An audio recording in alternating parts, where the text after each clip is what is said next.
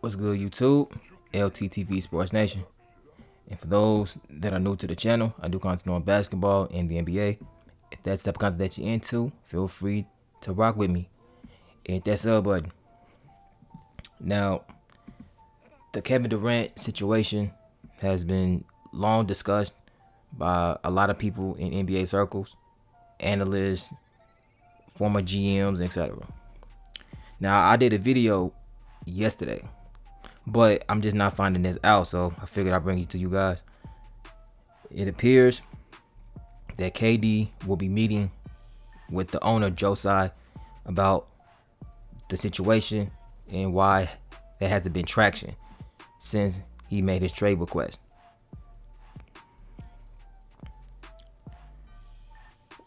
What I'm hearing is that KD is going to meet with the owner this week, and NBA executive told Bulpit he's going to go directly to the owner, Joe Tsai, sometime this week. We'll see how that works.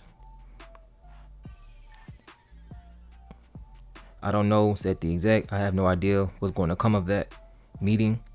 There are some things that KD is unhappy about. I'm not sure any of that gets fixed here, but maybe it does. End quote.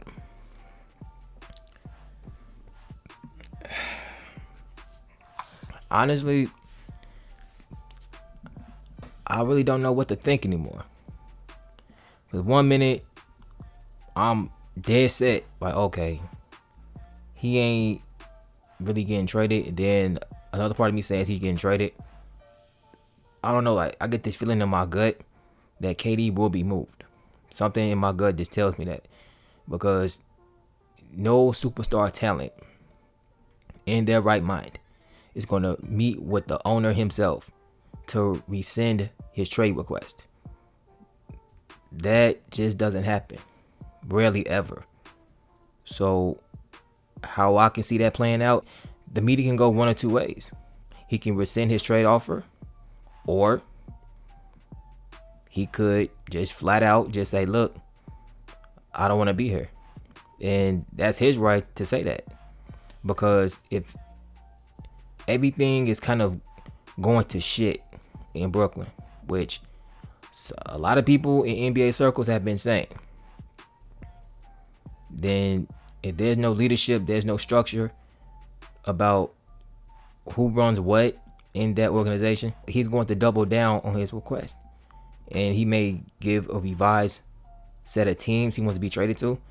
But ultimately, though, in my gut, there's no way in the hell he's playing for Brooklyn again. There's no way that's happening. It just was too much going on behind the scenes that a lot of us don't even know about. And a lot of that may come out at some point if Joe Tsai wants to play hardball and be a hard ass and not listen to his superstar player. Because this is a players league and they do run it alongside with the agents. So trying to play that game with Kevin Durant, it'll be a big mistake. And how things is looking with that Brooklyn Nets franchise, it's looking like that franchise is already going down the hill. And they're going to be screwed for the next 10 to 15 years. How the Brooklyn Nets can, I guess, like, savor whatever is left of this situation is to hear KD out, listen to what he has to say, and if he ultimately just wants to leave and not return to the Brooklyn Nets for training camp, preseason, etc., then regardless if he has years left on this deal, 'cause I know some people are going to say that, regardless of all of that, you give him what he wants. You don't try to hold him hostage, because other players around the NBA are going to look at that shit and looking about how you doing, KD, and no player is going to want to sign with the Brooklyn Nets. I'm not even certain after this whole ordeal. I'm not sure the Nets will get anybody that's solid or a big name, because you got James Harden, then you trade him to Philly. Then Kyrie don't want to get the jab, which I understand. And now you got this KD situation. He don't want to be there. And he's meeting with the owner to find out why there hasn't been traction.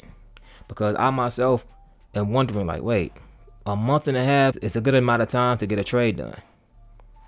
But the Brooklyn Nets, they've been kind of BSing around, and more than likely, word got back to KD and his representation that the Nets, they weren't trying.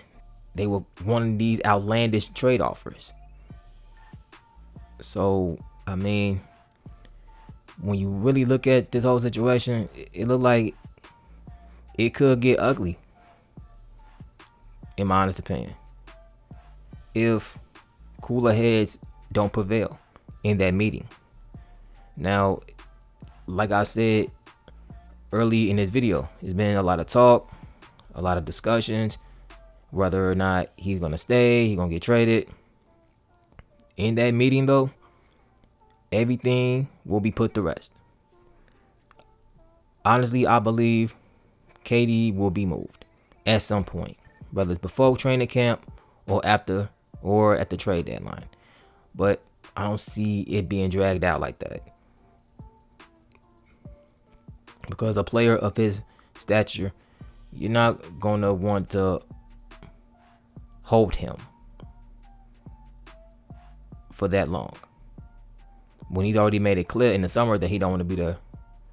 So it's really up to the Brooklyn Nets to be logical and not illogical about their trade demands and or their trade offers for Durant, because one way or another, KD's gone, and that's the reality here.